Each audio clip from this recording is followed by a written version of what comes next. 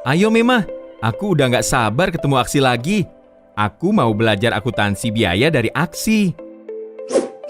Emangnya kenapa sih harus belajar akuntansi biaya? Kamu tahu kan, aku punya impian Mema.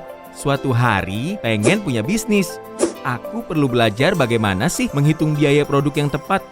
Ini penting agar dapat mengevaluasi kinerja dan tidak salah mengambil keputusan bisnisku. Bayangkan, kalau kita salah menghitung biaya produk akan muncul beberapa dampak. Misalnya, salah perhitungan harga jual. Ini bisa bikin perusahaan rugi. Wah, serem juga ya. Itu dia Aksi. Hai Aksi. Iko, Mema, selamat datang di kampusku. Aksi, aku tuh pengen banget punya bisnis sendiri. Nah, gimana sih cara menghitung biaya-biaya?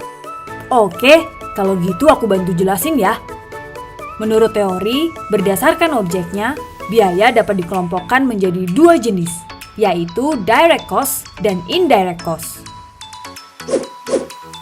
Direct cost adalah biaya yang dapat ditelusuri secara langsung ke sebuah produk.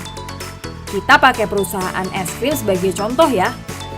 Direct cost-nya adalah susu, gula, cone, cup, sendok, dan upah karyawan di bagian proses produksi. Besarnya biaya itu dapat kita hitung untuk masing-masing produk. Oh gitu. Ini udah kebayang. Nah, kalau indirect cost gimana tuh? Indirect cost adalah biaya yang sulit ditelusuri secara langsung ke sebuah produk. Contohnya, pemakaian listrik, penyusutan mesin es krim, freezer, mixer, dan gaji pengawas produksi. Nah, biaya itu tergolong sulit jika kita ingin menelusuri per produknya. Indirect cost dihitung dengan mengalokasikannya ke masing-masing produk. Wow, semua harus dihitung dengan detail ya. Aku jadi paham sekarang. Ada lagi nggak sih yang harus kami ketahui? Ada. Biaya juga dikelompokkan menjadi 3 jenis berdasarkan perilakunya. Apa aja tuh?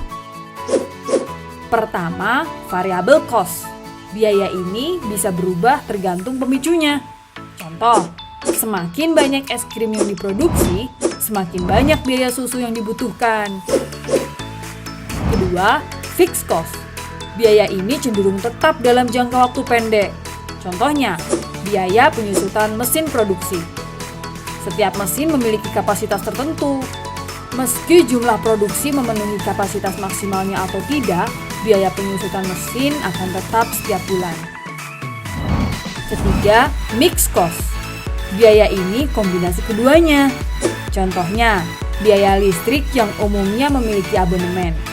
Digunakan atau tidak, abonemen tetap harus dibayar. Biaya ini bersifat fixed cost. Sedangkan biaya pemakaian listrik berdasarkan KWH-nya termasuk variable cost. Aksi pinter banget sih jelasinnya. Iya nih, jadi paham deh sekarang. Makasih. Oh, satu lagi nih yang penting. Dengan kita mengetahui jenis biaya, kita bisa lebih bijak menghitung biaya produksi dan mengambil keputusan bisnis. Wih, mantap Aksi. Mema jadi ikut belajar. Duh, jadi pengen punya bisnis sendiri kayak Iko. Atau kita bisnis bareng yuk Iko.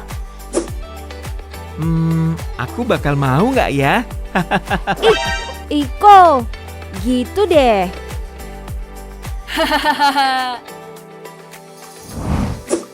Kami harus pamit dulu nih. Nanti kalau ada yang kurang jelas, tanya-tanya lagi boleh kan? Tentu, sampai ketemu lagi. Makasih. Dadah. Dadah.